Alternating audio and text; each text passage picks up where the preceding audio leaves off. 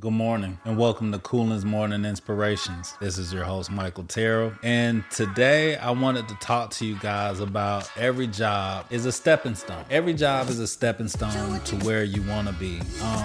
I have a crazy up and down about that. I got to watch. I remember watching my daughter's mother go from job to job to job to job while, I would try to stick it out with one job or, thinking being loyal to a job would get me where I need to be. But she used one job to get to the next job, And every job that she was getting, her price tag kept going up. But she was also taking the things that she would learn from one job and take it to the next job. It's something that I had to learn, the hard way, because I remember back when it was hard for me to find a job. Like I said, I didn't go to nobody's fancy college to get any degree or anything like that. And I didn't have I had a lot of skills, but I had nothing to show for it or no experience to say that I was with this or I was with that or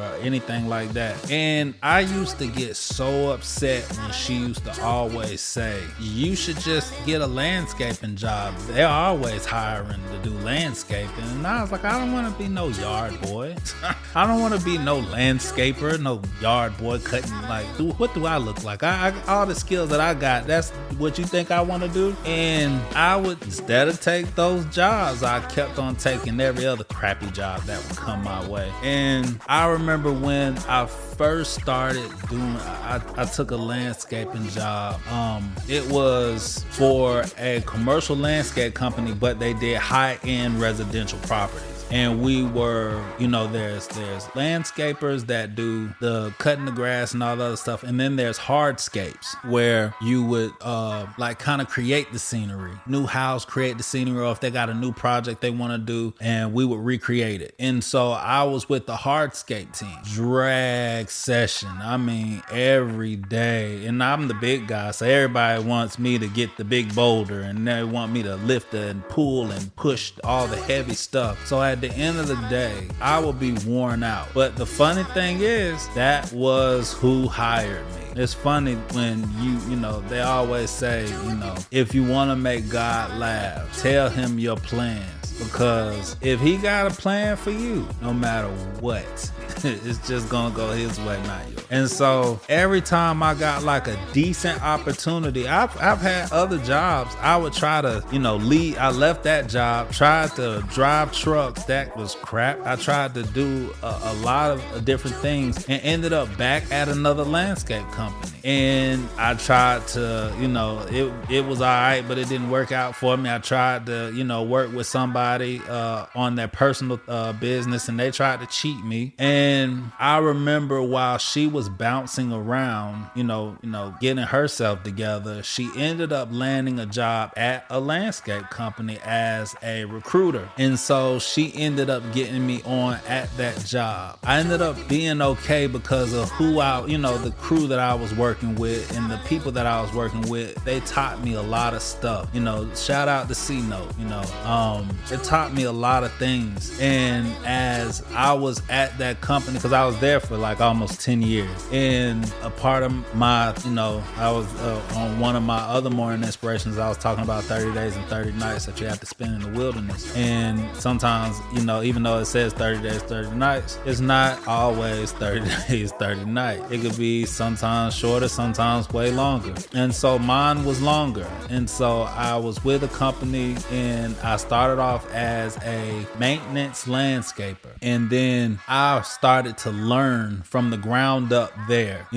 I was with a couple of Mexican guys, and then I also had C, he was a black guy, and David, he was a white guy. And I just always was around these people that, this is what they did. And so I was like, at some point I just need to learn this. And so I remember the first time that C had fussed at me, right? And I could take criticism. So somebody fussing at me, if you're teaching me something and you're aggressive with it, it doesn't bother me. You know, some people, I had, you know, older folks in my life that was stern and taught me things while being stern. So being stern doesn't bother me. And so he's fussing at me because I'm cutting fescue grass. I don't know if you know grass or not. So fescue grass is fine grass that you can't cut low. If you cut low, you'll kill it. It's not like Bermuda grass, which is tropical grass where it's almost impossible to kill it. So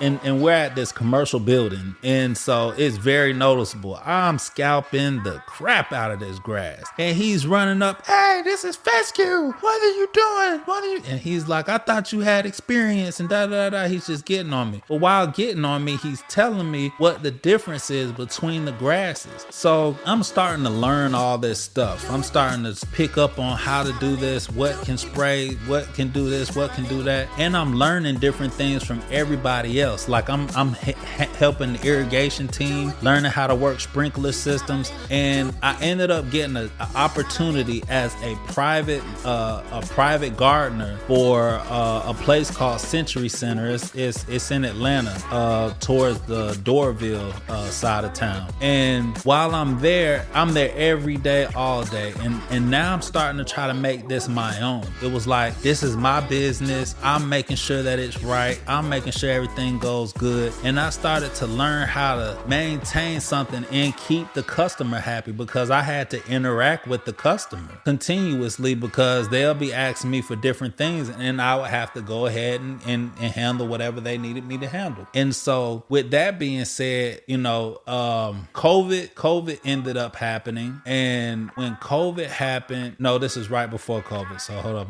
I'm moving too fast. So after that, I ended up being the gardener at the Mall of Georgia. And the Mall of Georgia was looking like poo when I first got there. And I wanted to make it look back, you know, make it look back great. And so I still even have pictures of it. I was so proud of all the work that I did there. And so I always had a crew, and we would go, and I would have to tell the crew how I wanted this thing to look. And from that point, I ended up getting, you know, then COVID happened. When COVID happened, a lot of things shut down. And so the mall shut down. So I no longer could work at the mall. I was still with the same company, but I had to go to a different business that was still operating. And so I ended up being at a college. And at that college, you know, I had, like, once again, I was working and had a crew. I wasn't, you know, a manager or anything like that, but more like, you know, a supervisor for the crew that was going out there. And it's funny because it's another topic that I wanted to bring up is, like, always work like the CEO is looking at, is watching you. Because I'm going there every day, doing what I'm doing, not paying attention to anything. But I ended up getting a phone call from the manager of the college. He worked for the facilities end, like, you know, making sure all the facility stuff goes good. And so he ends up approaching me saying, "Hey, I have an opportunity for you. How would you feel about managing a whole department?" I've never managed a department before. I never managed anything, you know, so me being nervous, but it's an opportunity. And everything that kept playing in the back of my head, like if my daughter's mother can do it, I can do it. I could do it, because I'm nervous. But that was my only example. And so I took it, and that opportunity changed my life. And if it wasn't for me going the path that God wanted me to go on, I would have never made it there. To where, like, I really, you know, if things go well, I could ride this out for I don't know how long. Like, this has made it to where I was able to buy a house for myself. I'm able to, you know, live financially comfortable. I started my own business with landscaping. And if I would not have took that first stepping stone, I would have never got to where I am today. And I know that I'm going way over my little 7 minutes that I normally do. But I think that this story has to be told, because sometimes we get so discouraged because we're not going down the path that we necessarily want. But if you ride the wave, it's something my grandma and my mom's side used to always tell me, is don't fight the current that God has you on. You supposed to be still, and let him guide you to where you need to be. Not where you want to be, but where you need to be. and I feel blessed for it. For every opportunity that came, that failed, that was a learning lesson, it got me to a point to where if all fails, I can make it on my own now. And sometimes you'll be surprised at where the end game is. You might go beyond where you thought that your life was going to be. Let every job be a stepping stone. Learn as much as you can from wherever you are and take it with you. Job to job to job to job until you end up where you need to be. Have a good morning. I'm out.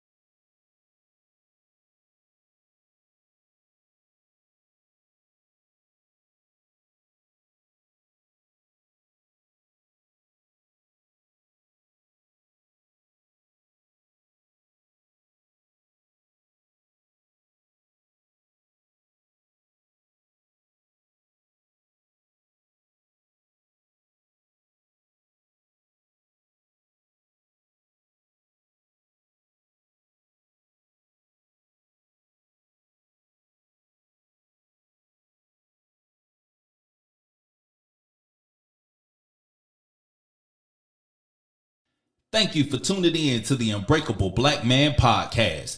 Remember to listen out for up and coming shows, and you can also follow me on all social platforms at Unbreakable BMP. If you would like to reach out with topic ideas, or even if you would like to be a guest on the show, you can always reach me by email at theunbreakablepodcast@gmail.com. As we close out, always remember your tongue is strong, but your mind is even stronger. So stop just talking about it and make shit happen. If you're trying to find love, know it's hard to keep. Even when it get tough and you wanna leave, take a look into your eyes where I find reason. Yeah, writing love letters with my broken English. Conversate with a self, I'm wishing you well. Set the time and place and I'll meet you there.